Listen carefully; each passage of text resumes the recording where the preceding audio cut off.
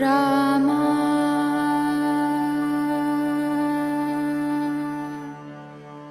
रामा रामा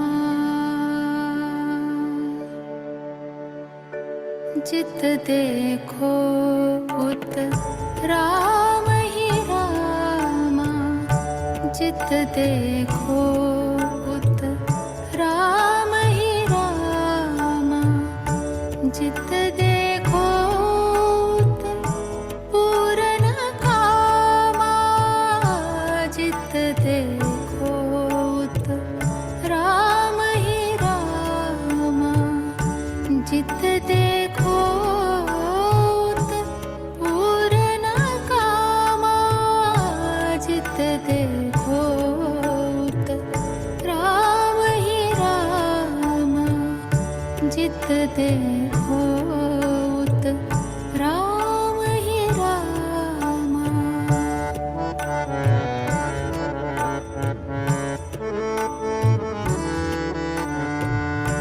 तृण तरुवर सातों सागर तृण तरुवर सातों सागर जित देखो उत मोहन नागर जित देखो उत मोहन नागर मोहन नागर रामा जित देखो उत राम ही रामा जित देखो उत राम ही रामा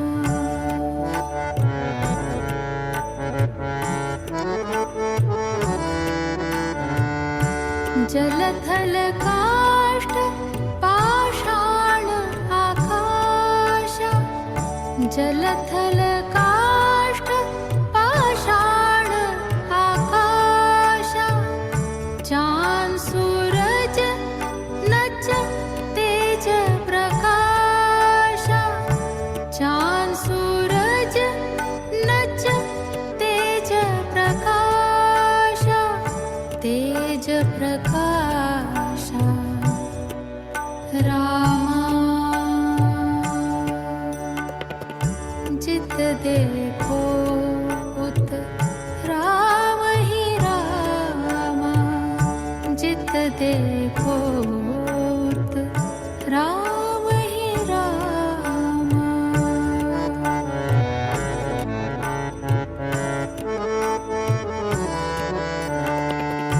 मोरे मन मानस राम भजो रे मोरे मन मानस राम भजो रे रामदास प्रभु ऐसो कियो रे रामदास प्रभु ऐसो कियो रे प्रभु ऐसो कियो रे रामा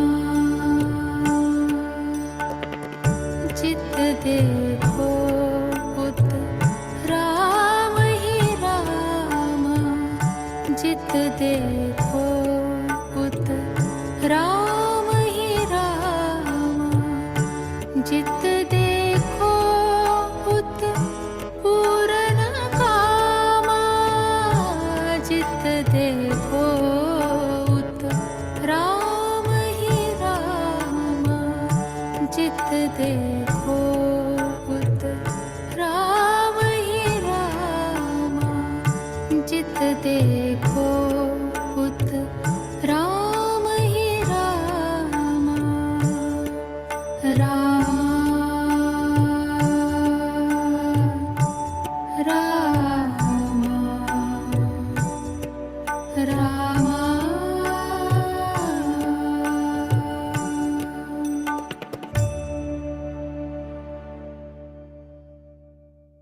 बघा, या गाण्याची जी थीम आहे, जिकडे बघू तिकडे भगवंत, हा समासामध्ये रामदास स्वामी आपल्याला तेच सांगणार आहेत.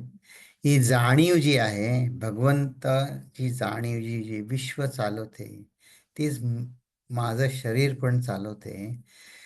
त्यांना जसं जाणीव झाली त्याचं रहस्य शेवटच्या कडव्यात सांगितलं, की मोरे माझ्या मनाने रामाचं अखंड भजन केलं. आणि मग रामाने ही जी दृष्टी सगळीकडे जगामध्ये, विश्वामध्ये भगवंत भरून राहिला आहे, ते बघायची दृष्टी रामाने मला दिली. आणि तोच मार्ग या समासामध्ये समर्थ आपल्याला आणखीन समजून सांगणार आहेत. तो आता आपण बघू. आधी आपण आपली प्रार्थना म्हणू. ओ,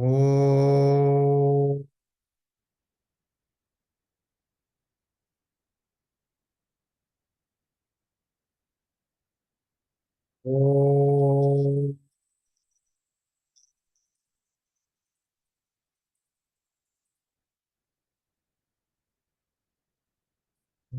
ओ,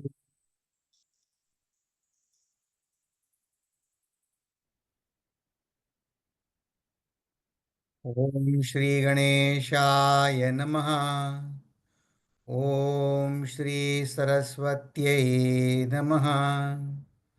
ओम श्री गुरुभ्यो नमः. शुका सारिखे पूर्ण वैराग्य जासे, वशिष्ठा परिज्ञान योगेश्वराचे, कवी वाल्मिका सारिखा मान्य ऐसा, नमस्कार माझा सद्गुरु रामदासा. नमस्कार माझा सद्गुरु रामदासा.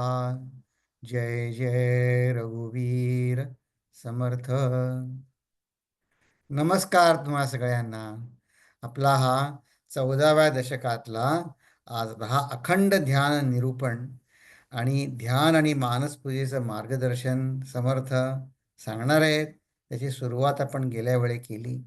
त्याच्या काही ओव्या आपण बघितल्या आणि याचं सार आपण आपल्या सोप्या शब्दामध्ये असं बघितलं, की हे सगळं विश्व माझ्यासकट या सर्वव्यापी आनंदाची जी जाणीव भरून आहे, स्वामी सांगतायत, या जाणीवेतनं निर्माण झालेलं आहे हे विश्व. मग मी जर आनंदातून निर्माण झालो आहे, तर अर्थातच माझ्या जीवनात घडणाऱ्या प्रत्येक प्रसंगामध्ये मला या जाणीवेची सत्ता, छाया, इन्फ्लुएन्स ज्याला आपण म्हणतो, ते दिसलं पाहिजे. आणि ह्या अशा माझ्या जीवनात भगवंताची सत्ता चालते ही जाणीव कायम टिकणाऱ्या मनाला समर्थ सर्वोत्तम म्हणतात. की विश्व मनामध्ये जे सामंजस्य भरून आहे, तेच माझ्या मनामध्ये भरून जाणं, याला आपण मोक्ष म्हणतो, मुक्ती म्हणतो. की सामंजस्य हा आणि तुडुंब माझं मन भरलंय आहे आता, ह्याला समर्थ सर्वोत्तम ध्येय म्हणतात. किंबहुना हे ध्येय ठेवणाऱ्या साधकाला समर्थ सर्वोत्तम साधक म्हणतात. आणि मग ही जी जाणीव आहे ती आपल्या जीवनात प्रगट सध्या कशी होत आहे, ती जाणीवेच्या रूपाने प्रगट होते आहे. वेगवेगळ्या आपल्याला प्रतिक्रिया, जाणीव सुद्धा आपल्याला तिथपर्यंत आपण पोचत ती प्रतिक्रिया म्हणतो, आपल्या प्रतिक्रियाच्या रूपातनं प्रगट होत असते. आणि हा पोर्शन आपण गेल्या वेळी बघितला, की आपल्या प्रतिक्रियांना भ्रमाचं आवरण असतं. तर भ्रमाचं आवरण म्हणजे काय? असं कोणी जाणून बुजून भ्रमाचं आवरण घेत नाही. आपले रागद्वेष, आपल्या काही कल्पना आहेत, आपल्या आठवणी आहेत, आपल्या अपेक्षा आहेत, याचं आपल्या बुद्धीला ह्याच्यातनं आपण आपली बाहेरच्या जगाकडे आपलं दर्शन होतं. आणि त्याच्यात या 3 लेयर्स त्याचे आपण गेल्या वेळी आपण पाहिले, की एक व्यवहारी किंवा जे भ्रमानी होणारा जगाचा व्यवहार, कधी सुखी कधी दुःखी तो, किंवा कधी व्यवहाराच्या रूपानं जाणता किंवा तत्वदर्शी. तर एकांशी चर्चा करत होतो, ते म्हणले हे सगळं तुमचं म्हणे व्यवहार, जाणता, तत्वदर्शी, ही जाणीवेची अशी अंग, हे म्हणले हे फक्त तुमच्या त्यांनी शब्द वापरला तुमच्या जुनाट ह्या धर्मग्रंथांमध्येच आहे. याचा व्यवहाराशी जगाशी काय संबंध आहे? तर त्यांना मी जे सांगितलं तेच मी तुमच्यासमोर मांडतो, की बघा तुम्ही अध्यात्माचे साधक असा किंवा नसा, ही जाणीव आपल्या जीवनात काम करतेच आहे. त्या जाणीवेला सन्मुख व्हायचं का नाही, ही चॉईस आपली आपली आहे. हं. आणि या जाणीव आता ह्या समर्थ सांगतात ह्या जाणीवेचा क्रमविकास समर्थ आपल्याला समजून सांगणार आहेत आज. पण ही जाणीव अनेक जणांना जे परमार्थी नव्हते, अशानं सुद्धा या जाणीव जाणीव त्यांना ती त्यांच्या जीवनामध्ये ॲप्रिहेंड त्यांना दिसलेली आहे. त्याचं एक उदाहरण तुम्हाला सांगतो. हे एक मेंटल रेडिओ नावाचं पुस्तक आहे. ते या अपटॉन सिन्क्लेअरनी लिहिलंय. हं. अ, तर हे पुस्तक म्हणजे हा हा काही काय म्हणतात परमार्थाशी ह्याचा काही असं तसं काही नव्हतं. पण ह्याची जी पत्नी आहे मेरी, ही जी दुसरी पत्नी आहे, सेकंड वाईफ, ती मात्र अत्यंत साधनी होती. हं. अत्यंत साधनी ती बाई होती आणि ती मेडिटेशन वगैरे पुष्कळ करत असे. तर त्यांचं काय झालं एकदा, त्या आपल्यासारखं तेव्हा त्यांचं असणार हो. हे आता ही 1935-38 सालची गोष्ट आहे. अ, तर त्यांचं त्याला जायचं होतं गाडीतनं बाहेर कुठेतरी, तर त्याची गाडीची किल्ली सापडली नाही. मग ते नवरा बायकोचं भांडण की तू ठेवली, मी ठेवली. तर काय सगळं आयुष्य सगळं सारखं असतं. तर चिडला तो आणि खोलीत जाऊन बसला. तर हिला वाईट वाटलं, ही साधनी बाई होती. ती आपली ते जीसस ख्राईस्टची प्रार्थना करे. ती प्रार्थना गृहात जाऊन बसली तिच्या नेहमीप्रमाणे आणि प्रार्थना करत होती. तर तिला एकदम अशी जाणीव झाली, की ही जी मोटारीची किल्ली आहे, ती वरती अमक्या रंगाच्या कोटाच्या ह्या खिशात आहे नवऱ्याच्या. तर तिनं जाऊन नवऱ्याला सांगितलं, की "हा कोटात तुझी किल्ली आहे." तर होती. पण ते दोघे कसे होते ते म्हणले, "अरे, हे असं कसं घडलं?" तर त्यांनी त्याच्यावर संशोधन करायचं ठरवलं.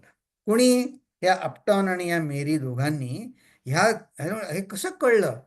टेलिपॅथी त्यावेळेस इंटरनेट वगैरे काय फोन नव्हतं. त्यांनी त्याला मेंटल रेडिओ असं नाव दिलं आणि त्यांनी त्यांचे त्याच्यावर प्रयोग आहेत. मग ते वेगवेगळ्या ठिकाणी बसायचे आणि मग ते म्हणायचे, "हां, माझ्या मनात काय विचार आहे ते तू सांग." मग त्याची चित्र काढलेली आहेत त्या पुस्तकामध्ये. सगळंच सक्सेसफुल झालं असं नाही, पण मला सांगायचं आहे काय, ही जाणीव सर्वव्यापी आहे. त्याचा इन्फ्लुअन्स असतो. मग तो पुढे राजकारणात पडला, त्याचं मग त्याचं जाणीव गेली ती. अ, अ, ते जाऊ दे, तर पुढचा भाग जाऊ दे. मी आणखीन एक उदाहरण मला आठवलं मी सांगतो. हे आता हे तर उदाहरण मी प्रत्यक्ष ऐकलेलं आहे. मी जिथे ज्ञानेश्वरी ऐकायला जायचो ना मालाडला, तर त्या गुरुजींच्याकडनं हे मी प्रत्यक्ष ऐकलेलं आहे. पण ते ते इतके अंतर्मुख होते, प्रसिद्धी परांमुख होते, पण ते काही वेळेस बोलून जात. तर म्हणले माझा एक विद्यार्थी होता, तो म्हणे खूप प्रामाणिक, त्यांनी असं म्हणणं म्हणजे तो फारच मोठा असणार. तर म्हणले त्याला एक अडचण येत होती ध्यानामध्ये. तर म्हणे मी त्याला काय सांगितलं, की "तू किती वाजता ध्यानाला बसतोस? मला फोन कर. मग आपण दोघे एकाच वेळी ध्यानात बसू आणि मग ती तुला अडचण येते का आपण बघू." म्हणजे काय? त्यांनी ते त्या विश्वरूप जाणीवेशी एक असल्याशिवाय ते त्याला असं आदेश देतील का? आणि म्हणलं त्याची अडचण दूर झाली. याचा अर्थ काय? की ही जाणीव आपल्या जीवनाला व्यापून आहेच आहे. हं. तुम्ही ते मान्य करा, अगर करू नका. तुम्ही परमार्थी असा, नसा. ह्याचा ही जाणीव हे संत खरं सांगतात आहेत. हं. तर मग हे सध्या आपली स्थिती काय आहे? आपल्याला रागद्वेषाच्या कल्पनांनी, भ्रमाच्या वातावरणांनी आपला सोसायटीचं एक इम्प्रेशन पण असतं, सामाजिक अंग असतं आणि ते आपण ह्या युगधर्म निरूपणात अ, 3 आठवड्यापूर्वी बघितलं. गेल्या वर्षी बघितलं असं म्हणू नका बरं का, 3 आठवड्यापूर्वीच बघितलं आहे. हा 7वा समास गेल्या वर्षी नाही बघितला, हा काय आत्ता 3 आठवडे झाले. आणि हे विश्व मनाशी सामंजस्य असलेली जाणीव आपली तयार करायची हा समास आता ह्या अखंड ध्यान निरूपणात आहे. कारण या 7व्या समासाचा सारांश किंवा त्यातनं काय धडा घ्यायचा हे समर्थांनी या या 8व्या समासातल्या पहिल्या ओवीत सांगितलं. आणि मग या अखंड ध्यान निरूपणाचं सूत्र जे आहे त्या 2 आणि 3 ओव्या आपण गेल्या वेळी बघितल्या. आणि आता गेल्या वेळी आपण सर्वोत्तमाची व्याख्या आणि तोंड ओळख असलेल्या ओव्या आपण गेल्या वेळी नुसत्या बघितल्या होत्या. गूढ अर्थाच्या ओव्या आहेत त्या आपण आज आणखीन बघू. आणि त्यानंतर मग आपल्याला जर वेळ असला तर सर्वोत्तमाचा अंतरंग आणि व्यवहार बघू. आणि मग या पुढच्या ओव्या आहेत त्या यथावकाश येतील. ठीक आहे. चला आता आपण सुरू करू. मग आपण ह्या विषयाची सुरुवात करताना कसं म्हणलं होतं की सगळ्यामध्ये जो उत्तम आहे त्या सर्वोत्तमाला समर्थ आत्मा अनात्म विवेक वर्म ठाई पाडावे म्हणे. अत्युच्च कोटीचा विवेक ज्याची सुरुवात आधी धर्म अधर्म विवेक पासून होते. मग नित्य धर्म अनर्थ म्हणजे मी नीतीनं वागलं पाहिजे. मी इथनं सुरुवात होते. आणि मग त्यांनी काय म्हणले की ही जी जाणीव आहे तो ही जी जाणीव किंवा आत्मा म्हणू आपण त्याला, विश्वमन म्हणा, ते सकळ देहामध्ये वर्ततो. हा इंद्रियांचा समूह इंद्रिय ग्राम चेष्टवितो. आणि जसा माझ्या शरीरात इंद्रिय ग्राम चेष्टवितो म्हणजे त्याला जाणीव देतो, प्राणशक्ती देतो, संवेदना देतो, तसंच तो प्रचितीने प्रत्यय येतो सगळ्या प्राणीमात्रांची. सगळ्या प्राणीमात्रांमध्ये तीच जाणीव आहे. फक्त त्या त्या इक्विपमेंटनुसार ती तशी तशी प्रगट त्या त्या लेवलला प्रगट होते. आणि म्हणून प्राणीमात्री जगदांतरे म्हणून राखावी अंतरे. म्हणजे मी जेव्हा या प्राणीमात्रातल्या जाणीवेला सन्मान करत असतो तो असा की मी माझ्याच जाणीवेचा सन्मान करतोय. तर हे ऐकायला आपल्याला जरा कठीण वाटेल. एक तुम्हाला उदाहरण देतो. हे त्या स्वामींनी स्वतः त्यांच्याकडनं मी ते ब्रह्मचारी होते आता ते स्वामी आहेत त्यांनी सांगितलं. हे मला साधू वासवानी माहिती असतील. ते पवईच्या आश्रमात आले होते साधू वासवानी. तर मग ते गुरुजींना भेटले आणि मग सर्व विद्यार्थ्यांना आता ॲड्रेस करायला ते आता येणार त्या सरस्वती निलय म्हणतो आम्ही त्या लेक्चर हॉलमध्ये. तर या ब्रह्मचार्याला सांगितलं जा लवकर तर सांग विद्यार्थ्यांना की येत आहेत साधू वासवानीजी येत आहेत. तो गेला पळत. तेवढ्यात त्याला जाता जाता गुरुजींनी ओरडून सांगितलं उसको वही रहने दो असं ओरडले. त्याला सांगितलं. तर ह्याला कळेना उसको वही रहने दो म्हणजे काय असं त्याला क्षणभर संदर्भ नाही लागला. पण त्याचा संदर्भ असा आहे आम्ही जेव्हा शिकत होतो तेव्हा सुद्धा होता. तिथे अहो एक असं म्हणतात दर बॅचला एक आता असं आहे भारतामधला आश्रम आहे. तिथे काय कुत्रे वगैरे असतात तिथे. तर एक कुत्रा तिथे नेहमी बसलेला असायचा. आमचे आचार्य आम्हाला सांगायचे त्याला त्रास देऊ नका बसू दे त्याला. तो पायरीवर बसलेला असायचा. तर ह्या ब्रह्मचर्याला काय वाटलं आता हे बाहेरचे गेस्ट येत आहेत त्या कुत्र्याला हाकलून लाव. म्हणजे बाहेरच्या पाहुण्यांना देखत तिथे काय कुत्रा बसलाय पायरीवरच बसलेला असेल तर म्हणून तो धावत गेला. पण म्हणले माझ्या मनात विचार यायचा अवकाश तर गुरुजींनी ओरडून सांगितलं मला उसको वही रहने दो. बापरे म्हणे म्हणे मी चरकलोच. म्हणजे म्हणलं माझ्या मनातला प्रत्येक विचार गुरुजींना कळतो की काय.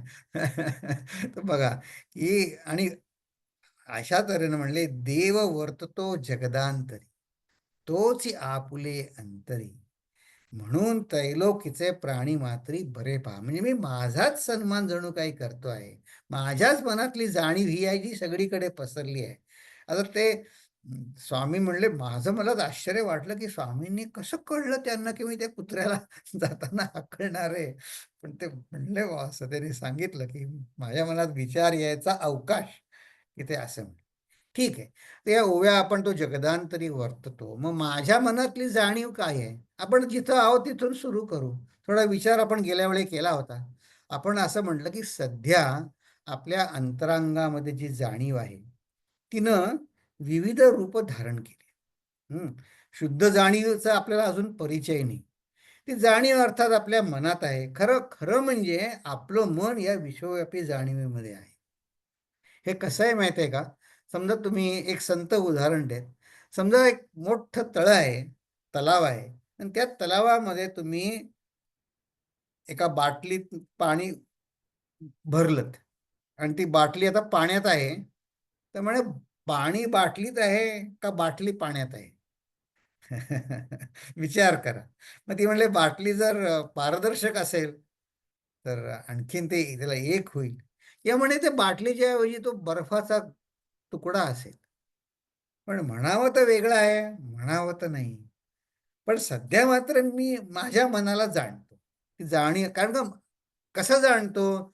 तर मी माझ्या मनाने माझ्या शरीरातल्या हालचालींतर्फे माझी जाणीव जाणतो. म्हणून मनाचा संबंध दोन ठिकाणी शुद्ध जाणीवेशी आहे. कारण ते शुद्ध जाणीवेचं प्रतिबिंबच मुळे आपल्या मनात उमटलंय. आणि प्राण. पण ठीक आहे, आपण प्राणाचं ते नको जाऊया, आपण शुद्ध जाणीवेकडे येऊया. मग आपण शुद्ध जाणीव किंवा अवधान किंवा अटेन्शन म्हणतो. आणि मग तो स्मृतीसंग्रह, कल्पना, विचार, भावना हे सगळे आपण गेल्या वेळी हे 4 स्तर बघितले. आणि हे अटेन्शन म्हणजे स्वतःच्या आणि दुसऱ्याच्या अस्तित्वाचं भान. ही म्हणजे शुद्ध जाणीव. हा जो हे जे भान आहे ते आपलं भिंत, वनस्पती, कुत्रा, मनुष्य हे 4 लेवलवर ही आपली जाणीव विकसित होत जाते. कशी ते आपण गेल्या वेळी बघितलं. त्या संदर्भात मग मी काय केलं पाहिजे? तर हा जो माझा मी आहे, म्हणजे मी म्हणजे माझी जाणीव. हे जे म्हटलं, की माझ्या अंतरंगातल्या जाणीवेनं विविध रूपं धारण केली आहेत. कुठलं रूप धारण केलंय? माझ्या स्मृतींचा संग्रह आहे, आठवणी आहे. माझ्या कल्पना आहेत, हायपोथेसिस, की हे झालं तर बरं होईल, ते झालं तर बरं होईल, अमुक न व्हावं म्हणजे बरं किंवा नाही, असं जे मनात जे माझ्या वाटतं कायम. हा जो माझे विचार, कल्पना आहेत, भावना आहेत, हा जो मी आहे, त्या त्या मीला विसरणं म्हणजे मला माझ्या मनात विश्वमनाची प्रतिमा उमटेल. किंवा या आठवणींना भगवंताच्या चरणी अर्पण करणं किंवा या आठवणी कशाच्या सध्या त्यांना आश्रय काय आहे? तर माझं शरीर. कारण या शरीराने मी सगळे व्यवहार करतो म्हणून माझ्या या जाणीवेचा केंद्रबिंदू हे माझं शरीर आहे. ते शरीर भगवंताला अर्पण करणं, सेवा करणं किंवा किमान भाषेमध्ये माझ्या देवाच्या आड येणारा मी जो आहे तो बदल. तेवढ्यापुरतं तरी. तर एकाने प्रश्न म्हटला, की हे म्हटलं तुम्ही हे जाणीवेचा 4 विस्तार, क्रमविकास सांगितला, एव्होल्यूशन. हे एकदम म्हणे जरा अ, ही उडी कठीण म्हणजे एवढी एकदम कशी उडी तुम्ही म्हणजे हे काहीच नाहीये दासबोधामध्ये. म्हटलं नाही अहो मी दासबोधातनंच घेतलंय फक्त 14वं दशक चालू आहे. तर आपण असं करू, की ह्याच्या आधी समर्थांनी जाणीव शब्द जाणीवेचा क्रमविकास समर्थांनी कसा कसा आणत गेला आपल्या दासबोधामध्ये त्याचे आज आपण थोडे संदर्भ बघूया की कसा म्हणजे काय होईल कारण समर्थांपुढे या 14व्या दशकात जो विद्यार्थी बसलाय तर समर्थ त्याला पूर्ण शुद्ध मन त्याचं झालंय असं गृहीत धरून हा उपदेश आहे. पण आपण पाठीमागचा संदर्भ बघूया की या दासबोधातल्या या मूलभूत जाणीव बदलण्याच्या प्रक्रियेला खरं म्हणजे 5व्या दशकापासून सुरुवात झाली. या 5व्या दशकाला आपण दासबोधाचा पाया असं म्हटलं तेव्हा, की दासबोधाचा पाया आहे. मग तिथे काय म्हटलं?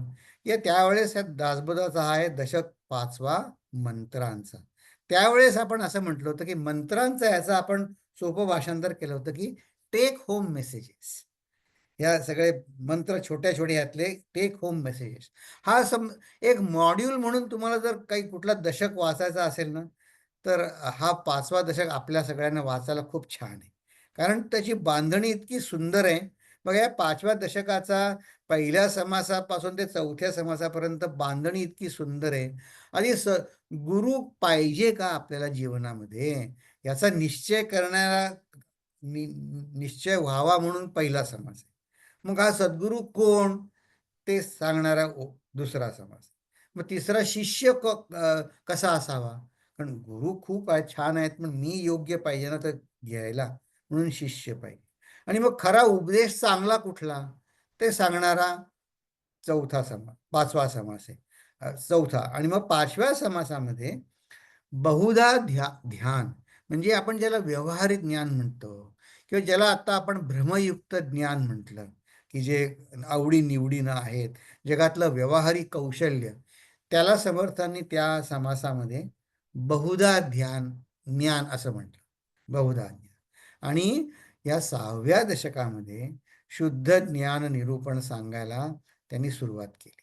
हे शुद्ध ज्ञान कसं आहे ते सांगायला त्यांनी या 6व्या समासामध्ये सुरू केली. मग तिथं काय म्हणले?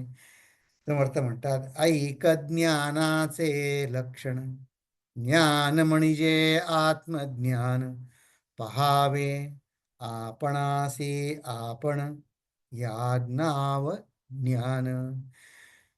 हे पहावे आपणासी आपण, हे 5व्या दशकात म्हटलं. आता 14व्या दशकात काय म्हणतात? त्याची आपुली भेटी अखंड आहे. तर आपणच आपल्याला भेटल्यानंतर खरंच अखंडच आहे की नाही? आपली आपल्याला संगत अखंड आहे की नाही? हां, तेव्हा पण असं झालं मात्र, असं आत्मज्ञान झालं मात्र पाहिजे. तर तेव्हा ते म्हणले, मुख्य देवास म्हणजे सत्य स्वरूपास, म्हणजे शुद्ध जाणीवेस ओळखावे, नित्य अनित्य विचारावे, ह्या नाव ज्ञान. बघा इथे धर्म अधर्म, नीतीने आणि अनितीने वागणे ह्याचा विवेक करणे, याच्या पुढची पायरी सांगितली की नित्य अनित्य, म्हणजे मी जे कास कशाची धरली पाहिजे, श्रेयस आणि प्रेयसमध्ये श्रेयसची कास धरली पाहिजे, जे नित्य आहे त्याची कास धरली पाहिजे. तर त्या नाव ज्ञान. आणि अशा ओव्यांनंतर म्हणले, जेथे नाही दृश्यभान, म्हणजे काय?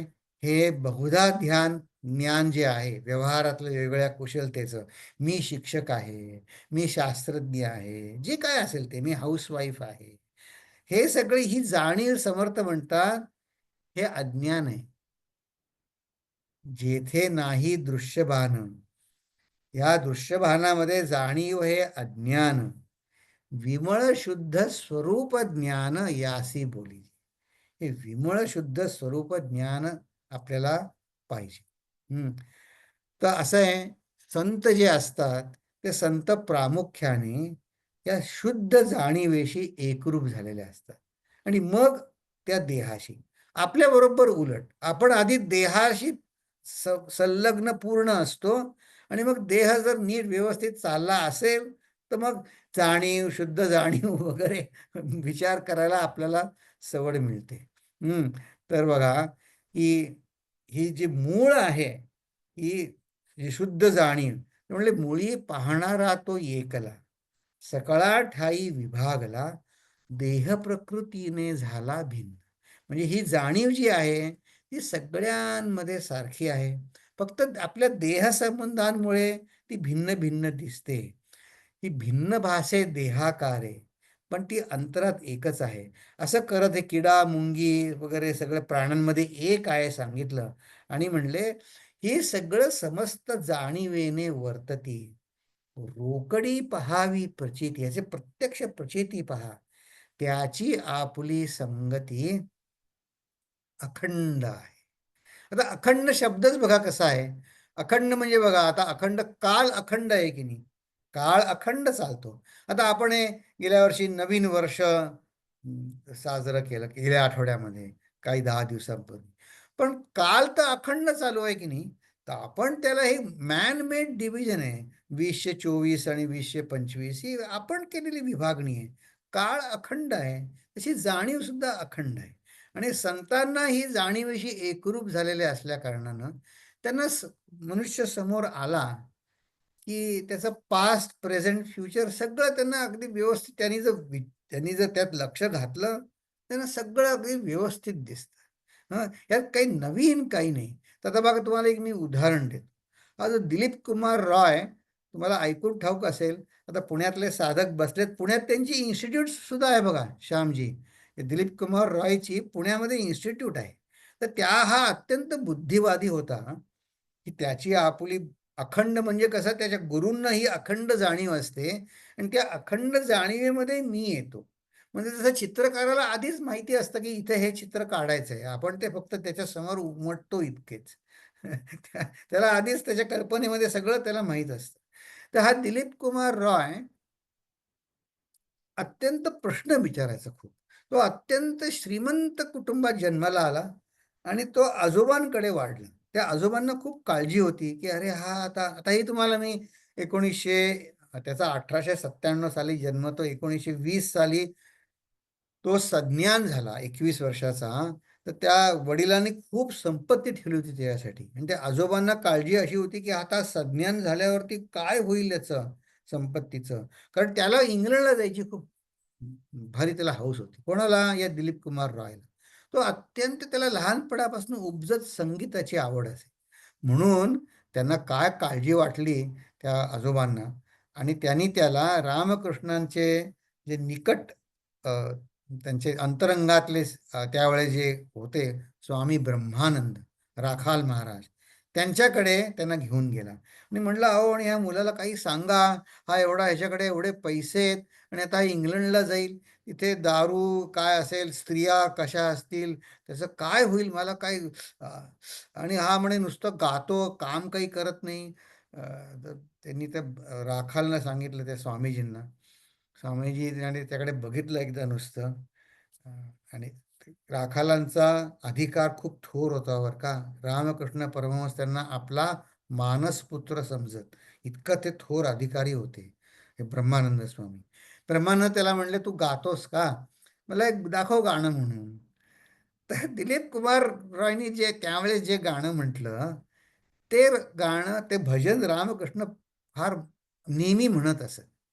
ते भजन म्हणत असताना ब्रह्मानंदांचं ते समाधीत गेल्यासारखं गेले. डोळे उघडून त्याच्याकडे बघितलं. त्या आजोबांना म्हणले, याचं सगळं मी बघितलं, ह्याला काही त्रास व्हायचा नाही, ह्याला काही आड यायचं नाही, तुम्ही याची मुळीच काळजी करू नका, असं त्याला सांगितलं. आता ते गेले लंडनला दिलीप कुमार रॉय. तिथे त्यांची सुभाषचंद्र बोसांची गाठ पडली, अनेक इतर विद्वान जणांची गाठ पडली आणि त्यांना खूप ते काय रजोगुणी खूप होते. तर त्यांना म्युझिक पण ची आवड होती. असं करता करता सज्जन राहिले जन्मभर. त्यांचे योगी अरविंदांशी त्यांची गाठ पडली. कोणाची? ही दिलीप कुमार रॉयची. आणि त्यांच्या मध्यवयात 40शीचे असताना.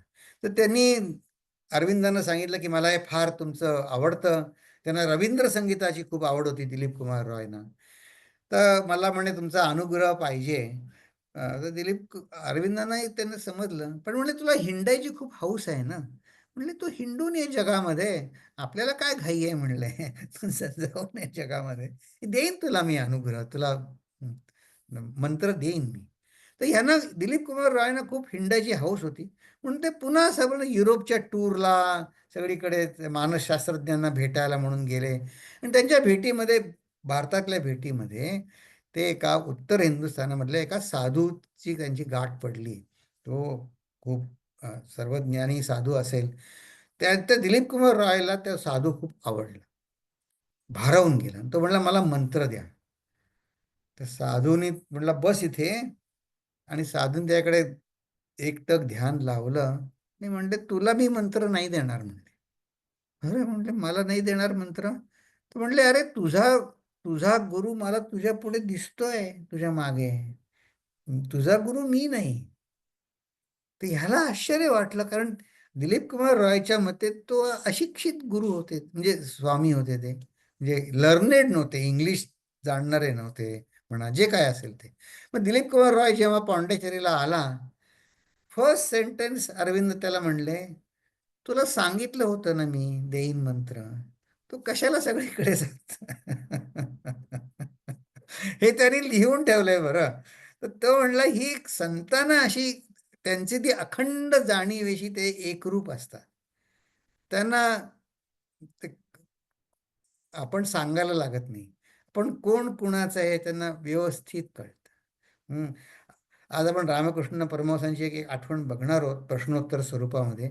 पण ही अशी त्याची आपली, ते समर्थाने सांगितलं ना, रोकडी पहावी प्रचिती. ते म्हणून मी गोष्ट तुम्हाला मला आठवली, सांगितली. ही रोकडी प्रचिती आहे. ते दिलीप कुमार रॉयने लिहून ठेवले ही आठवण, की हे असं झालं. आणि मी काही म्हणायच्या आधीच योगी अरविंद म्हणले, तुला मी म्हटलं होतं ना, didn't I tell you? I will give you मंत्र. तर तो म्हटला, "अरे, हं, कसं झालं?" त्याची आपली प्रचिती अखंड आहे. हे मी अशासाठी सांगतो, की आपल्या बुद्धीने माझ्या बुद्धीनं स्वीकार करावा, की ही रोकडी प्रचिती मला येण्यासाठी मी पात्र व्हावं इतकंच. समर्थांचं सांगणं मला पटावं. मग आता हे समर्थ एवढे आता परवा गेल्या आठवड्यात बघितलेल्या ओव्यांवर एवढा विचार पुरे. आता आपण पुढे चलू. सर्वोत्तमाचे अंतरंग आणि व्यवहार. समर्थांनी बघा व्यवहार सोडला नाही हे सगळं सांगताना. तो म्हणले, जगदांतरे वोळला धनी, किती एकवटेल प्राणी, परिते वोळा याची करणी, आपणा पासी.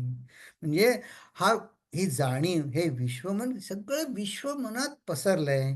मी एक एक म्हणून माझ्या ताब्यात आणणं शक्य आहे का? नाही. पण संत कसे असतात, ते म्हणतात कुठे एकेकाला ताब्यात आणायचा, त्यांना पहिली गोष्ट कोणावर प्रभुत्व गाजवायचंच नसतं.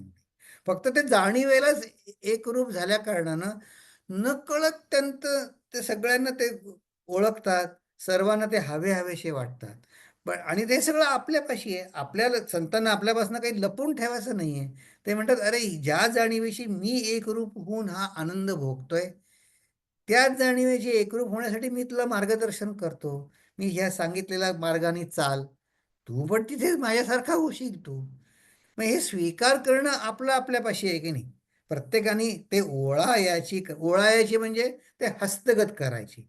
हं, ते आपल्या ताब्यात आणण्याची करणी युक्ती आपल्यापाशी आहे. हे आपणाकडेच येते, राजी राखीजे समजते. समजते म्हणजे सगळ्यांना. ही जाणीव सगळे विश्वात असल्या कारणानं विश्वातल्या कुठल्याही गोष्टीचा धिक्कार करू नका. त्याला नाकारू नका. या भूमिकेत व्यवहार करा, पण त्याचा मनातनं द्वेष करू नका. आणि म्हणलं कसं, की देहासी बरे करावे, ते आत्मयास पाहावे. मग आपला व्यवहार आत्म्याशी होतो का देहाशी? देहाशी होतो. हं. मग म्हटलं ज्याच्याशी तुम्ही व्यवहार कराल, तो नीट प्रेमाने करा. तुमचं ते प्रेम आत्म्याला पावेल. आता ते म्हणले, "हे जरा ऐकायला जरा कठीण आहे हो, आपण ह्याच्यावर विचार करू." की आत्मा जर देहापलीकडे आहे, ती जाणीव आहे, देह जड सांगता तुम्ही. मग देहाला बरं करावं हे असं कसं काय? तर आपल्या सुदैवाने हाच प्रश्न, ही अडचण शिष्यानी आधी विचारली आहे, या आधी. तर आपण त्या समासात जायचं का? की त्याची जरा उजळणी होईल. त्या शिष्यानी विचारलंय, की म्हणजे काय विचारलं त्यांनी? आपल्याही मनात शंका येतात, की सृष्टीमध्ये अनेक जीव आहेत, अनेक देह आहेत. मग अनेक या अनेक देहांमध्ये जाणवणाऱ्या अनेक जाणीवा आहेत का? आणि मग त्यांच्याशी कुठली चांगलं वाईट असं काही आहे का? तर दासबोधाचं खासियत अशी, की एक संत सांगतात, की आपल्या मनातही येणार नाही इतक्या शंका रामदास स्वामींनी आपणहून स्वतःच काढल्या आणि त्याला त्यांनी उत्तरं दिली. तर एक जण बसला होता, तो म्हणला, "पण स्वामीजी, हे मी सगळं इतकं 200 समासाचं इतकं मोठं ते कशाला वाचू? माझ्या मनात काही शंका नाही आहेत आत्ता." ते स्वामी म्हणले, "अरे, तुझ्या मनात आत्ता शंका नाहीये, पण नंतर आली तर?" म्हणून तर अशी खात्री आहे का, की मला शंका येणारच नाही? तर आता बघा, ह्या आपण एक जगज्योती नाम दशक 10वा बघितला होता. त्याच्या पहिल्याच समासामध्ये एक अंतःकरण ह्याच्यावरच आहे. आणि त्याच्यात शिष्यानी या समासाची सुरुवातच प्रश्नोत्तर रूपाने होते. त्याच्यामध्ये शिष्याने हाच शंका विचारली. काय म्हणतात त्याच्यामध्ये? सकळांचे अंतःकरण एक, किंवा एक नव्हे अनेक, ऐसे हे निश्चयात्मक, मज निरोपावे. नक्की काय ते सांगा. ऐसे श्रोत्याने पुसले, अंतःकरण एक की वेगळं आले, याचे उत्तर ऐकले पाहिजे श्रोते. समस्तांचे अंतःकरण एक, निश्चयो जाणावा नेमक, हा प्रत्ययाचा विवेक तुझं निरोपिला. हे मी तुला माझ्या अनुभवाने आणि विवेकपूर्वक तुला आता मी सांगतो. पण ते सांगताच्या आधी शिष्य आणखीन एक प्रश्न विचारतो. कसं आहे, समर्थांची शिकवण्याची पद्धत अशी आहे, आधी संक्षेप आणि मग विस्तार. संक्षेपात सांगितलं की एकच आहे, विवेकाने सांगतो, माझ्या अनुभवाने सांगतो. पण ते शिष्य म्हणला, थांबा थांबा, श्रोता म्हणे वक्तयासी, अंतःकरण एक समजतासी. मगाशी जे म्हटलं की आपली जाणीव आत्ता आधी देहाशी एकरूप झालेली आहे, विश्वमनातल्या जाणीवेशी नाही. तर तो श्रोता म्हणतो, पण तरी मिळेना एका एकाशी काय निमित्त, मग आमचं एकमेकात पटत कसं नाही, एकमेकाचं एकमेकात जर अंतःकरण एक आहे ते. त्याने तर एक सरळ प्रश्न विचारला, एक जेवता अवघे धाले. धाले म्हणजे त्यांचं जेवण झालं, त्याला म्हणतात, जुना शब्द आहे मराठी, धाले.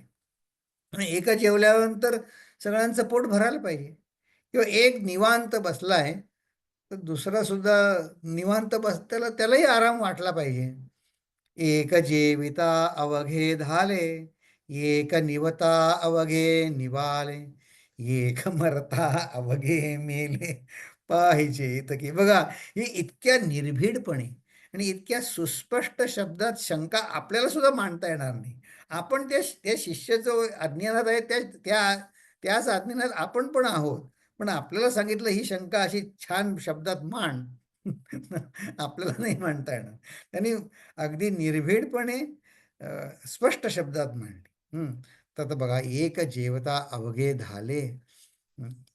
एक जेवता सगळे जेवले झाले पाहिजेत. वस्तुतः संत असतात ना, ते आपल्या भूमिकेवर येऊन सांगतात की समजावून देतात. पण समर्थांचं उत्तर बघायच्या आधी आपण एक आता रामकृष्ण परमहंसांची गोष्ट ऐकू, जिथे एक जेवता अवघे झाले. हे तुमच्या आमच्या बाबतीत नाही खरं, पण संतांच्या बाबतीत हे खरं होतं. एक याचा ऐतिहासिक म्हणजे नोटेड पुरावा आहे. तुम्हाला या गोष्टीमध्ये 3 पात्र आहेत आपल्या. एक आहे स्वामी अभेदानंद. त्यावेळेस ही जेव्हा घडली तेव्हा त्यांचं नाव होतं कालीप्रसाद. अवघे 18-19 वर्षाचे होते. आणि फार बुद्धिमान होते. ह्यांची मी गोष्ट अशासाठी सांगतो, या न्यूयॉर्कमधला जो रामकृष्ण मिशनचा जो आश्रम आहे ना, तिथं यांनी 8 वर्ष काम केलं आहे, या अभेदानंदांनी. विवेकानंदांनी त्यांना बोलावून घेतलं न्यूयॉर्कला, आणि इतकं सुंदर त्यांनी ते तिथे आश्रम प्रस्थापित केला रामकृष्ण मिशनचा. दुसऱ्या आहे त्या साधकमध्ये या गोलप्मा होत्या, त्या बालविधवा होत्या, गरीब होत्या. पण रामकृष्ण संप्रदायात ज्या एक हातात मोजण्या एवढ्या ज्या स्त्रिया रामकृष्णांच्या अंतरंगातल्या म्हणून गणल्या जातात, त्या त्यांचा समावेश होतो. आणि हा स्वामी अद्भुतानंद राम त्याचं नाव, हा बिहारमधला अनाश्रित मुलगा, अगदी अशिक्षित, म्हणजे काय, त्याला मुळाक्षर सुद्धा यायची नाहीत. स्वतः रामकृष्णांनी त्याला मुळाक्षर शिकवायचा प्रयत्न केला. अरे म्हणले, तुला सही तरी करता आली पाहिजे, तुला वाचता तरी यायला पाहिजे. पण त्यांनी त्याचा नाद सोडला. म्हणले, नाही, मला नाही शिकवता येत तुला. म्हणून त्यांनी त्याला मुळाक्षर शिकवू नाही शकले, पण त्याला ब्रह्मज्ञान दिलं बघा. आणि हे अद्भुतानंद नाव विवेकानंदांनी त्यांचं नाव ठेवलंय. म्हणजे इतक्या अशिक्षित माणसाला ब्रह्मज्ञानी करणं असा माझा गुरु आहे, तर ते नाव आहे विवेकानंदांचं अद्भुतानंद ठेवलं. तर हे एक जेवता अवघे झाले. तर ते काय झालं आता, हा बघा इतका जुना फोटो आहे. हा 1898 सालचा. हे रामकृष्ण मिशनचा आश्रम त्या काळी असा होता बरं का. इथे यातले आता बरेच फोटोवरनं तुम्हाला विवेकानंद ओळखू येत असतील. हा त्यांचा अमेरिकेला जायच्या आधीची फोटो आहे हा. तर त्याच्यामध्ये हा जो कालीप्रसाद होता, तो हा कालीप्रसाद. नंतर त्याचं नाव पुढे अभेदानंद झालं. आणि त्या गोलप्मा आणि हा राखतुरा यांची गोष्ट आहे. आणि त्यांचं सगळ्यांचं आराध्य दैवत अर्थातच रामकृष्ण परमहंस होतं. तर काय झालं, या गोलप्मा त्या कलकत्त्याला राहायच्या आणि कधी कधी जायच्या दक्षिणेश्वरला.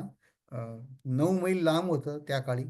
तर तिथे गेल्या त्यांना रामकृष्ण परमहंसांना शेवटच्या काळात बरं नव्हतं. त्यांचा घशाचा त्यांना रोग होता. तर यांच्या ओळखीचे एक होमिओपॅथी डॉक्टर होते. हं. त्या कोणाच्या गोलकमांच्या. त्यांना वाटलं की त्यांची धारणा अशी की त्यांचं जर औषध ठाकूरांनी घेतलं ते नक्की बरे होतील. म्हणून त्या गेल्या आणि त्यांना सांगितलं, ठाकूर असे असे फार थोर डॉक्टर आहेत, तुम्ही नक्की बरे व्हाल. तर त्यांनी लिहून ठेवले त्यांच्या आठवणीमध्ये एक पुस्तक आहे बघा, रामकृष्ण ॲज वी सॉ हिम. त्या बंगाली पुस्तकाचं इंग्रजीत भाषांतर झालेलं आहे. त्या गोलकमांच्या त्याच्यामध्ये त्यांनी गोलकमाने सांगितलं की रामकृष्ण परमहंस असंच त्यांना सांगितलं की डॉक्टर आहेत आणि तुम्ही बरे व्हाल. म्हणजे एखाद्या लहान मुलासारखे ते अगदी आनंदाने नाचून म्हणले, चल चल मग म्हणे आत्ताच जाऊ त्यांच्याकडे. तर आत्ताच जाऊ तर मग चला. मग ते हे कालीप्रसाद आणि हे रक्तुराम त्यांच्याबरोबर चल म्हणे आपण जाऊ. म्हणून ते आता त्या भेटायला गेल्या. त्यांना 10 वाजता ते पुन्हा बोटीने कलकत्त्याला आले. डॉक्टरांना भेटले, त्यांचं औषध घेतलं. परत जाईपर्यंत एक सव्वा सव्वा वाजून गेला. ते कालीप्रसादनी लिहून ठेवलंय, त्यांनी पण लिहिलंय त्याच्या आठवणींमध्ये. म्हणे आम्हाला फ्रॉम सिन्स मॉर्निंग म्हणे आम्ही काही खाल्लं नव्हतं. तर ते बोटीनं परत जायचं बोटीनं. तर त्यांनी त्या बोटीवाल्याला सांगितलं या रामकृष्ण ठाकूरांनी, थांबव जरा म्हणे इकडे ते एका घाटाजवळ. आणि त्यांना विचारलं, मला भूक लागली आहे, तुमच्याकडे पैसे आहेत का? आता त्या कालीप्रसादकडे राखतोराम म्हणले, कुठले पैसे? त्याचे म्हणले, आमच्याकडे काही नाही, आमच्याकडे काही नाही पैसे. या गोलकमाकडे मोजून 4 पैसे होते. हं, तिनं ते 4 पैसे काढून दिले.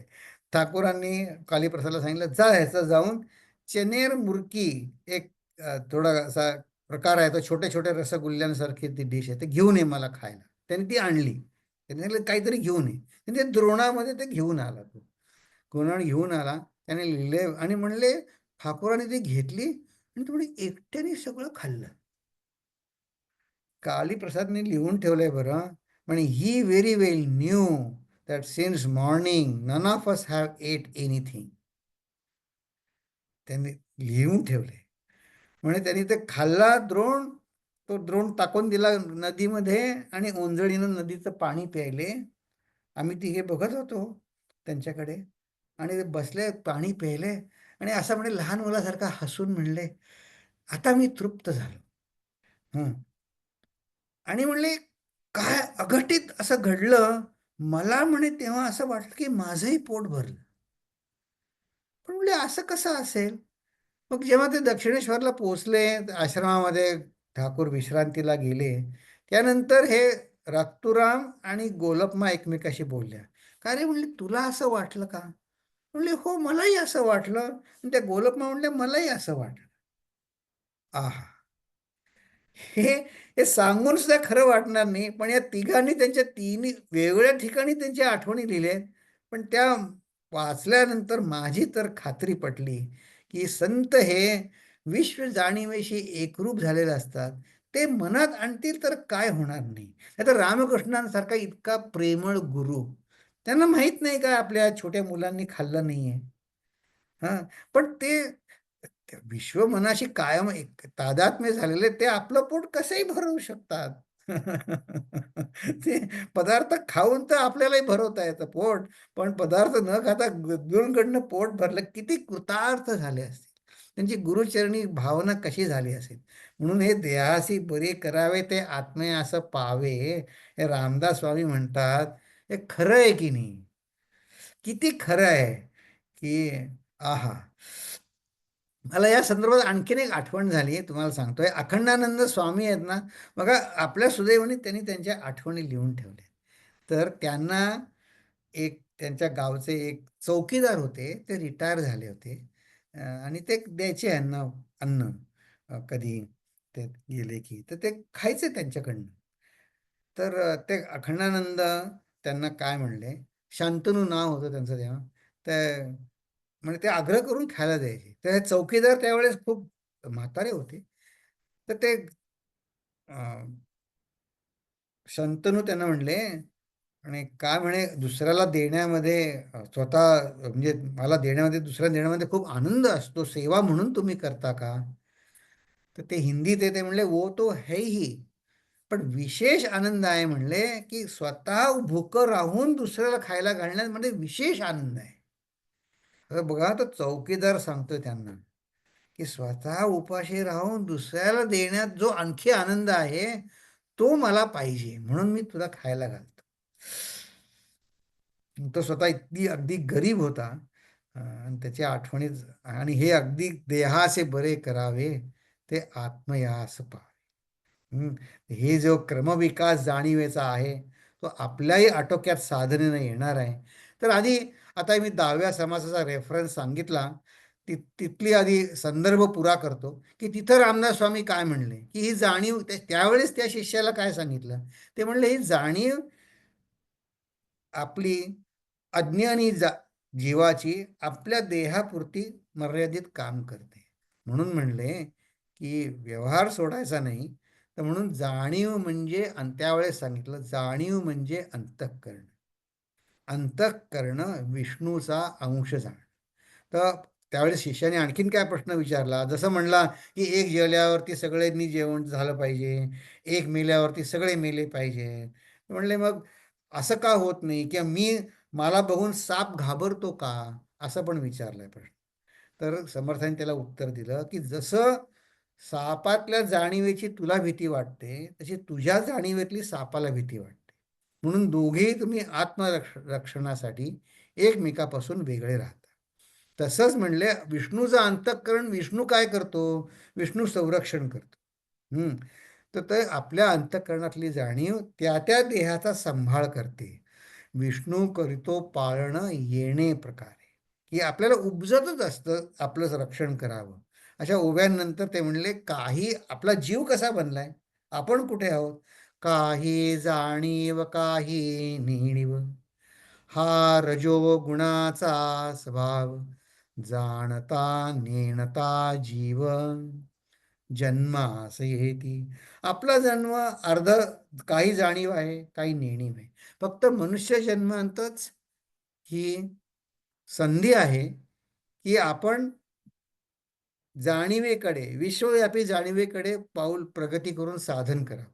बाकीच्या प्राण्यांना हे उपलब्ध नाही. तर ह्या जाणीवेचा क्रमविकास करताना व्यवहार कसा सोडायचा नाही, ते समर्थ किती आता ह्याच्या पुढच्या ओव्या सांगतात की हे सगळं खरं आहे, आपणच त्या विश्वरूपी जाणीवेशी समरस व्हायचंय, पण ते करताना आपण जगात राहतो, अ, तर जगाच्या व्यवहार सोडायचा नाही. ते काय म्हणले, जगामध्ये वावरताना आपण सज्जन आहोत, आपण आध्यात्मिक बनलोय, पण बाकीचं जग तसं असेलच असं नाही. दुर्जन प्राणी त्यातील देव, त्याचा लाताड स्वभाव. लाताड म्हणजे लाथा मारण्याचा शब्दाचा अर्थ. रागास आला जरी राव, तंडोन एकी. जरी त्याच्या दुर्जन प्राणी, जसं त्याच्या स्वभावानुसार दुर्जन प्राणी वागतो, पण तरी त्याच्याशी भांडण करू नये, त्याला रागवू नये. फार तर फार काय करावं, प्रसंगी सांडीच करणे. म्हणजे प्रसंगी हवं असेल तर तिथनं निघून जा तुम्ही, तिथनं. मग निघून जाऊन काय करा, निघून जाऊन सगळ्यांना सांगू नका हा मनुष्य असा, तो मनुष्य तसा. निघून जाऊन पुढे त्याच्यावर स्वतः विवेकाने तो काय झाला असेल, समजा अपमान झाला असेल, अनपेक्षित वर्तन झालं असेल, ते पुढे विवेकाने ते गुंता सोडवायचा आहे, विवेक करून. विवेक सज्जनची होणे सकळ लोक. विवेकाने सज्जन व्हायचंय. प्रसंगी सांडीचं करणे. आता प्रत्येक ठिकाणी देहाने निघून जायला शक्य होत नाही. विवेकाने निघून जा. ते विवेकाने निघून जायची एक तुम्हाला गमतीची आठवण सांगतो. आपले पूज्य गुरुदेव चिन्मयानंद होते, आहे ते सिद्धवाडीला ते त्यांची शिबिरं व्हायची. तर त्या शिबिरात जिथं प्रसंग घडला, त्यांनी सांगितली, प्रत्यक्ष त्यांनी आठवण सांगितली, सांगतो तुम्हाला. आता इथेच माझ्यासमोर शोभा बसली आहे. आश्लेषा माहिती आहे ना, आश्लेषा, शोभा चिदंबरमला माहिती आहे. आश्लेषा तांबोळींनी आठवण सांगितली. म्हणजे संध्याकाळी सत्संगामध्ये प्रश्नोत्तरासाठी गुरुदेव यायचे. तर म्हणे एक जण आला आणि म्हणे प्रश्न विचारण्याच्या अम, भूमिकेतनं म्हणजे तोच इतका वेळ बोलत बसला की इतका वेळ बसला आम्हाला सगळ्यांना म्हणे गुरुदेवांचं ऐकायचं होतं ना हाच सांगत काय काय बसला. तर गुरुदेव आपले ऐकत होते आम्हाला वाटलं गुरुदेव आता ह्याला थांबवतील म्हणतील. नाही नाही म्हणते ते चालू होतं त्यांचं ते म्हणे असे बघत होते शून्यामध्ये इकडे आणि त्याला बोलू दिलं पुष्कळ वेळ आणि म्हणले झाल्यानंतर ते म्हणले चला म्हणे आता आपली प्रवचनाची वेळ झाली उठा म्हणून ते झालं गेले. तर म्हणे ते अश्लेषा म्हणली मी म्हणे जाऊन विचारलं तर तुम्ही त्यांना थांबवलं का नाही. म्हणजे कोणाला थांबवायचं पण ते असे बोलत होते ते आम्हाला म्हणे सगळ्यांना तुमचं ऐकायचं होतं. हं. तर मग गुरुदेव म्हणले काही नाही म्हणे मला तर काही त्यात वावगं दिसलं नाही. त्याचं तोंड बोलत होतं. तो ध्वनी माझ्या कानाच्या पटलावर येऊन आदळत होता. माझे कान ऐकत होते. मी म्हणे निसर्ग सौंदर्य बघत होतो. माझ्या आनंदात काही बाधा आली नाही. आता त्या गोष्टीत ती गोष्ट सांगतो आता हा बुजुर्गजन प्राणी त्याच्याशी गुरुदेव तसं वागले पण ही आश्लेषा काय करत होती प्रत्येकजण आपापल्या रागानुसार अज्ञान म्हणजे बहुधा ज्ञान आज बघितलं ना आपण दशकामध्ये ती डॉक्टर होती. आता गुरुदेवांचं टिअर डक्ट ग्लँडचं ऑपरेशन झालं होतं सगळं पण ती काही औषध घेऊन गेली तिथे सांगितलं गुरुदेवांना तुम्ही हे लावा. मग ती फक्त कॅम्पमध्ये सगळे दिवस नव्हती. मग गुरुदेव म्हणायचे अशा सत्संगामध्ये तू तिथे फक्त लाव मला एरवी वेळ नाही मी बिझी आहे खूप. मग ते लावायची सगळं ते गुरुदेवांच्या इथे पट्ट्या ठेवा बदला वगैरे आणि एकीकडे त्यांची प्रश्नोत्तर चालू असायची तिथलीच गोष्ट आहे ही. मग तेव्हा ती तिची अमेरिकेत परत त्याची वेळ झाली तेव्हा ती अंजली सिंग म्हणून आहे त्या शोभांना माहिती असेल आपल्या तपोवन प्रसाद वगैरे मध्ये जे फोटो येतात ना ते त्या अंजली सिंगनी काढलेले आहेत. तर ती अंजली सिंगला सांगून गेली सगळं की कसं औषध लावायचं पट्ट्या वगैरे. तर ठीक आहे म्हणली. तर दुसऱ्या दिवशी ते अंजली सिंग ते प्रश्नोत्तराच्या वेळेत ते घेऊन आली सगळं.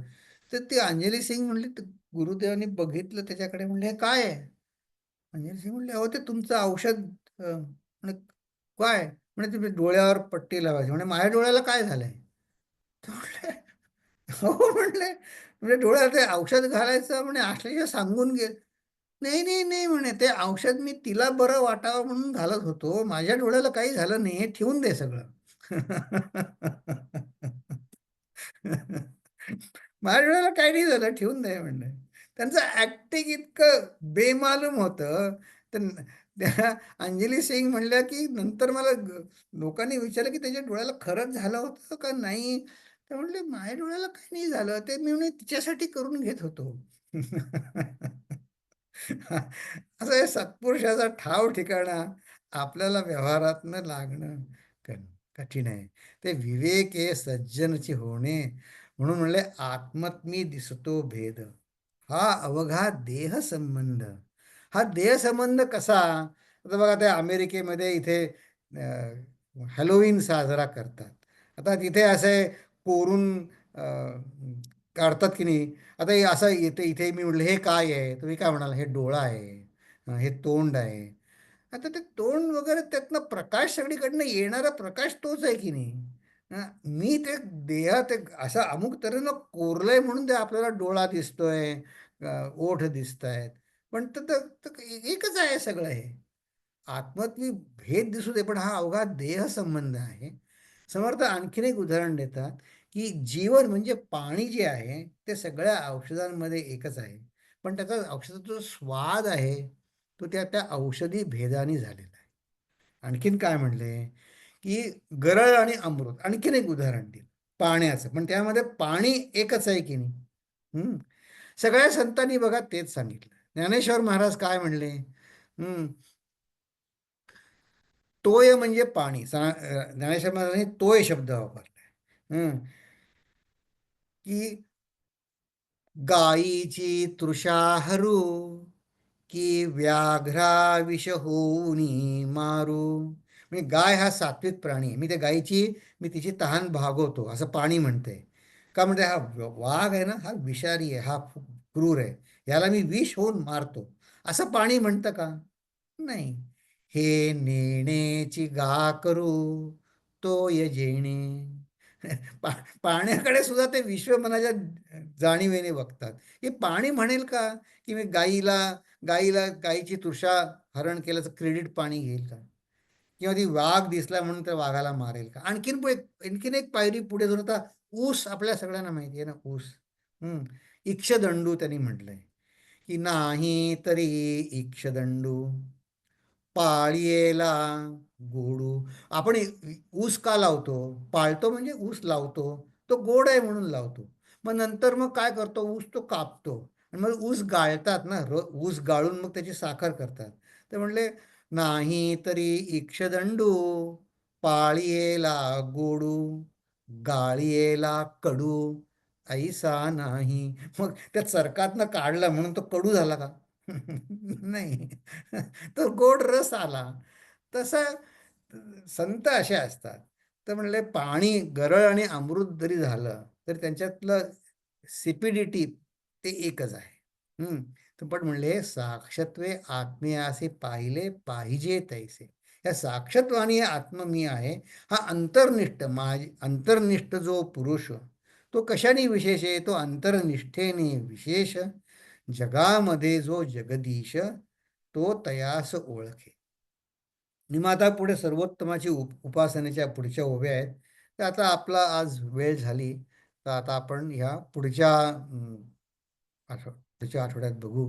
पण ही क्रमाक्रमाने आहे. या ओव्या समजण्यासाठी आपण आज थोडा 5व्या दशकातला आणि 10व्या दशकातला संदर्भ पाहिला. आता ह्याच्यावर आणखीन विचार आपण पुढच्या आठवड्यात करू. तर आता मी प्रार्थना म्हणतो. मग आपल्याला काही प्रश्न, विचार मांडायचे असतील तर आपल्यापाशी 1-2 मिनिटं आहेत. ओम पूर्णमद पूर्णमिदं पूर्णात् पूर्णमुदच्यते पूर्णस्य पूर्णमादाय पूर्णमेवावशिष्यते. ओम शांती शांती शांती. हरि ओम श्री गुरुभ्यो नमः. हरि ओम.